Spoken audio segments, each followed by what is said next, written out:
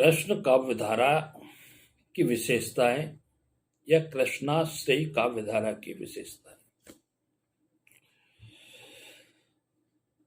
जिन भक्त कवियों ने विष्णु के अवतार के रूप में कृष्ण की उपासना को अपना लक्ष्य बनाया, वे कृष्ण वैशाखा या कृष्ण काव्यधारा के कवि कहलाए। कृष्ण काव्यधारा के प्रतिनिधि कवि सूरदास माने जाते हैं। मध्य युग में कृष्ण कवि का प्रचार ब्रजमंडल में बड़े उत्साह और भावना के साथ हुआ। इस ब्रजमंडल में कई कृष्ण भक्ति संप्रदाय सक्रिय थे।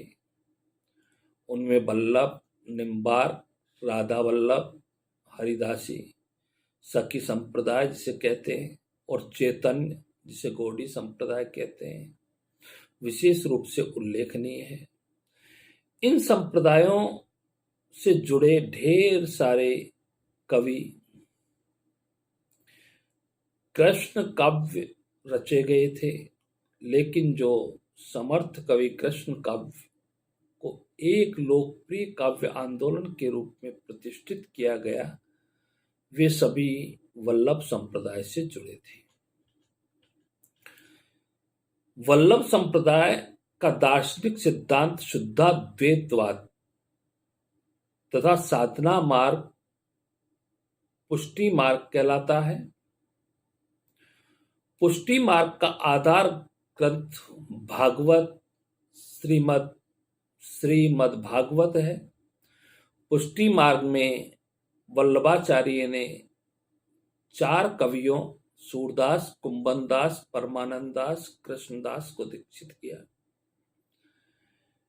इसके मरणोपरांत उनके पुत्र विट्ठलनाथ आचार्य की गद्दी पर बैठे और उन्होंने भी कवियों चीत स्वामी, गोविंद स्वामी, चतुर्भुजदास, नंददास को दीक्षित किया। विट्ठलनाथ ने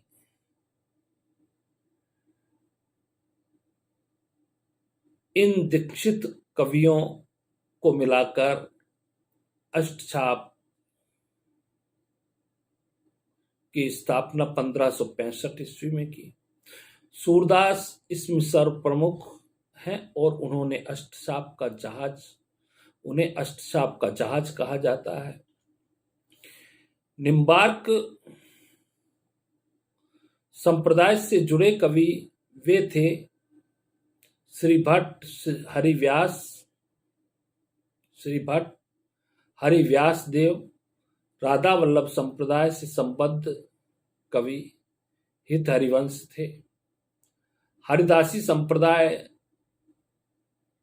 की स्थापना स्वामी हरिदास ने की और वे ही इस संप्रदाय के प्रथम और अंतिम कवि थे। चैतन्य संप्रदाय से संबद्ध कवि गदाधर भट्ट थे। कुछ कृष्ण भक्त कवि संप्रदाय निरपेक्ष भी थे, जैसे मीरा, रसखान आदि। कृष्ण भक्त काव्यधारा ऐसी काव्यधारा थी जिसमें सबसे अधिक कवि शामिल हुए। कृष्ण का बाह्य रूप में चित्रण, कृष्ण का ब्रह्म के रूप में चित्रण, बाल लीला के रूप में चित्रण, वात्सल्य के रूप में चित्रण, श्रृंगार के रूप में चित्रण, नारी मुक्ति के रूप में चित्रण,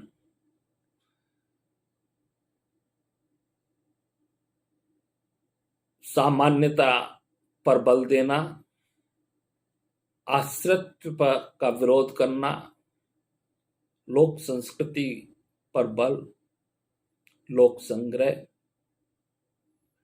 लोक काव्य, लोक रूप, मुक्तक काव्य की प्रधानता, काव्य भाषा, ब्रज भाषा, गेय पद परंपरा।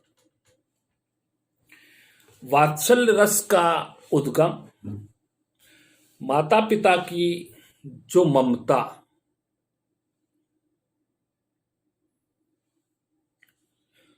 अपने संतान पर बरसती है उसे वात्सल्य कहते हैं। पर सूर वात्सल्य के लिए विश्व के अनन्यतम कवि माने जाते हैं। इन्हीं के कारण रसों के अतिरिक्त वात्सल्य को एक रस के रूप में मान्यता मिली। आचार्य रामचंद्र शुक्ल की राय है, यद्यपि तुलसी के समान सूर का काव्य वे इतने व्यापक हित में नहीं, जीवन की भिन्न भिन्न दशाओं का समावेश हो, जिस पर परिमित पुण्य भूमि में उनकी वाणी का संचरण किया, उसका कोई कोना अछूता न छूटा।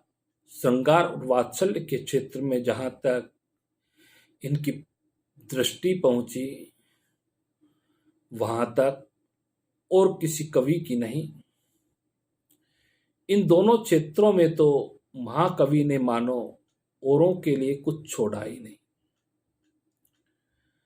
भक्ति आंदोलन में कृष्ण काव्यधारा ही एकमात्र ऐसी काव्यधारा है जिसमें नारी मुक्ति का स्वर मिलता है। इसमें सबसे प्रबल स्वर मीराबाई का है। मीरा अपने समय के सामंती समाज के खिलाफ एक क्रांतिकारी स्वर है। आधुनिक भारतीय भाषाओं हिंदी में सर्वप्रथम विद्यापति ने राधा का चित्रण किया। विद्यापति पदावली के पद इतने मधुर और भावपूर्ण है कि चैतन्य महाप्रभु इन्हें गाते गाते भाव विभोर होकर मूर्छित हो जाते हैं। कृष्ण भक्ति काव्य आनंद और उल्लास का काव्य है। कृष्ण काव्य के आधार ग्रंथ भागवत पुराण और महाभारत माने जाते हैं। हिंदी के कृष्ण काव्य के प्रवर्तन का श्रेय विद्यापति को ही है। भ्रमर गीत का मूल स्रोत भागवत पुराण के दशम स्कंद के 46वें व 47वें अध्याय को माना जाता है। ब्रज में भ्रमर गीत सूरदास से आरंभ हुई। विद्यापति ने जयदेव के गीत गोविंद का अनुसरण किया। अष्टछाप के जो कवि हैं वो 1965 में अष्टछाप की स्थापना हुई, तब से रहे।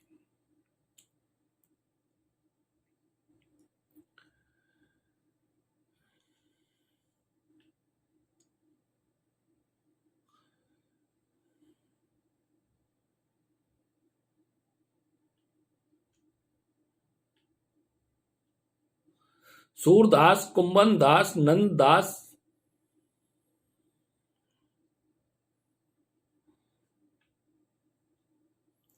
शीत स्वामी, गोविंद स्वामी, चतुर्भुज दास, हितहरिवंश, कृष्ण ध्रुवदास, ये अष्टछाप के कवि।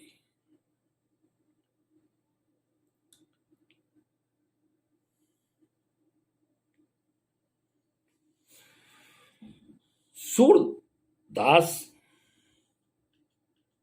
ये कृष्ण भक्ति के प्रतिनिधि कवि माने गए। नेत्रहीन थे।